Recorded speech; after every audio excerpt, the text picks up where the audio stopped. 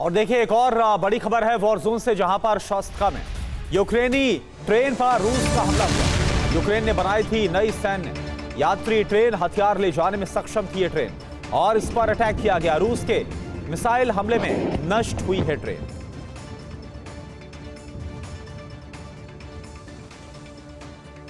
तो बीते 2 महीने से रूस की तेल रिफाइनरीज पर यूक्रेन के हमले जारी हैं। आग बबूला पुतिन ने अब इसका प्रतिशोध लेना शुरू कर दिया है। रूसी राष्ट्रपति ने इसकी जिम्मेदारी अपनी नई ड्रोन ब्रिगेड को सौंपी है, जो बीते 48 घंटे से यूक्रेन के गैस प्रोसेसिंग प्लांट और बिजली संयंत्रों पर हमला कर रही है। इससे यूक्रेन के 7 प्रांत के कई शहरों में ब्लैकआउट हो गया है। तो वहीं दूसरी तरफ आने वाली सर्दियों में यूक्रेन की मुश्किल बढ़ने वाली है। कैसे, इस रिपोर्ट में आते हैं। रूस के खिलाफ ऑपरेशन एनर्जी का पुतिन ऐसा जवाब देंगे, इसकी कल्पना तक ज़ेलेंस्की ने नहीं की थी।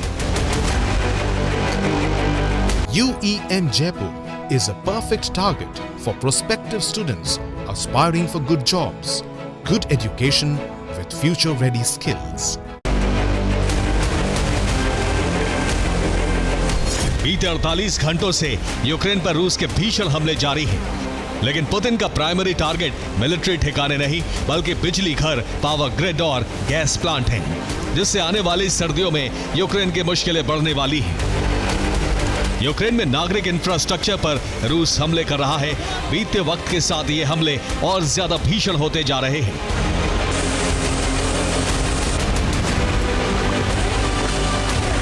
रूस ने यूक्रेन पर 381 ड्रोन और 35 मिसाइलों से हमले किए।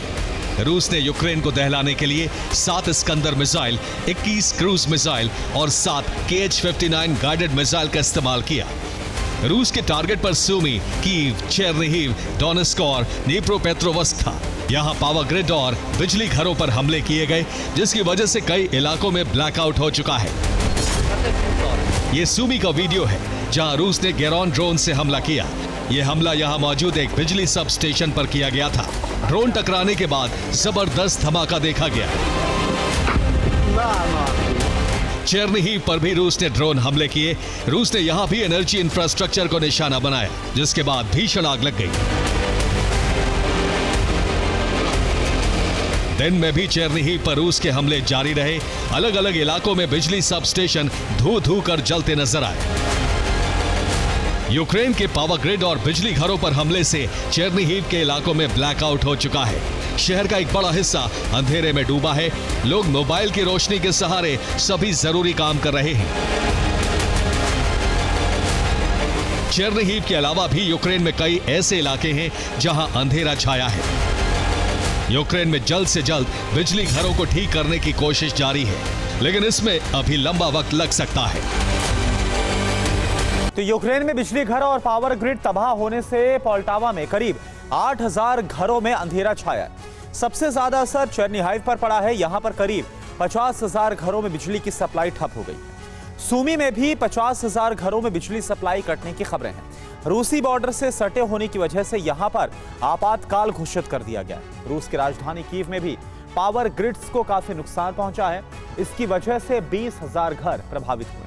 डोनेत्स्क में भी 1000 घरों की बिजली सप्लाई कट चुकी है। यहां पर लोग अंधेरे में रहने के लिए मजबूर हैं। यूक्रेन के कई शहरों में आपातकाल जैसे हालात हैं। कुछ जगहों पर 3 दिन से बिजली गुल है। यूक्रेन के सब स्टेशन और बिजली ग्रिड पर हमलों को देखते हुए ज़ेलेंस्की ने इमरजेंसी मीटिंग की। कीव में हुई मीटिंग में यूक्रेनी सेना प्रमुख और यूक्रेन के बड़े मंत्री शामिल थे। मीटिंग में बिजली घरों की सुरक्षा पर चर्चा हुई। ज़ेलेंस्की ने सब स्टेशन और पावर ग्रिड को जल्द से जल्द ठीक करने के आदेश दिए हैं, ताकि शहरों की बिजली सप्लाई फिर शुरू की जा सके। दरअसल यूक्रेन में सर्दियां करीब हैं। ऐसे में अगर इन्हें जल्द दुरुस्त नहीं किया गया तो भीषण बर्फबारी के बीच लोगों का जीवन बेहद मुश्किल हो जाएगा, जो रूस का असली प्लान है।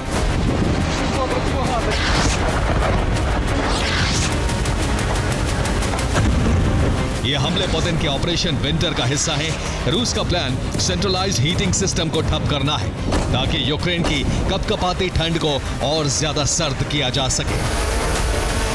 यही वजह है कि रूस न सिर्फ पावर ग्रिड पर हमले कर रहा है, बल्कि उसके टारगेट पर गैस प्रोसेसिंग प्लांट भी है।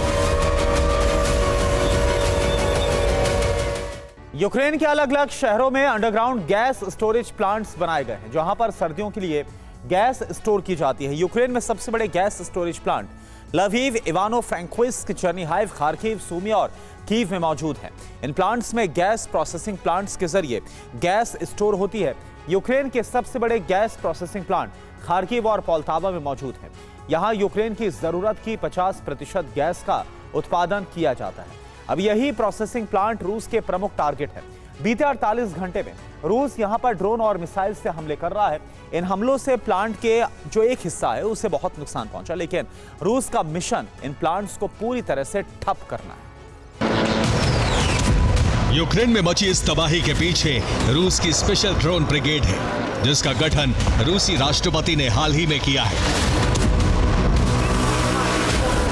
पुतिन की ड्रोन ब्रिगेड का नाम command of unmanned aerial vehicle operators है, जिससे यूक्रेन के एनर्जी ठिकानों पर तबाही की कमान सौंपी गई है। ये टीम डॉनबास में रहकर यूक्रेनी ठिकानों पर हमले कर रही है। बीते साल रूस की मिलिट्री एकेडमी में एक नया प्रोग्राम लॉन्च किया गया था, जिसमें ड्रोन ऑपरेटर्स को ड्रोन बनाने का भी प्रशिक्षण दिया गया था। इस प्रोग्राम में शामिल जवान ड्रोन हमलों में बेहद ज्यादा माहिर हैं। इसके पहले बैच को रूस की नई ड्रोन ब्रिगेड में शामिल किया गया है।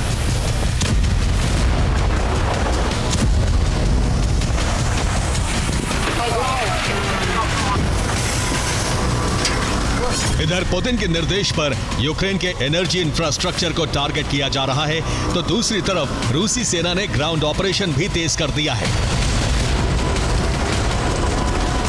रूस की कोशिश नए इलाकों पर कब्जे की है। रूस ने ज़ेपोरिज़िया के होलाइपोल की तरफ बढ़ना शुरू कर दिया है। यहाँ रूस की कोशिश यांचुर नदी तक पहुंचने की है, ताकि ज़ेपोरिज़िया के एक बड़े इलाके पर कब्जा किया जा सके। इसे यूक्रेन के संपूर्ण ज़ेपोरिज़िया पर कब्जे के मिशन में एक अहम पड़ाव माना जा रहा है। साफ है, इस बार यूक्रेन में आने वाली सर्दियां बेहद ज्यादा बारूदी होने वाली हैं और रूस में जलती तेल रिफाइनरियों की कीमत यूक्रेन के नागरिकों को चुकानी पड़ सकती है। Bureau report, TV9 Bharatvarsh.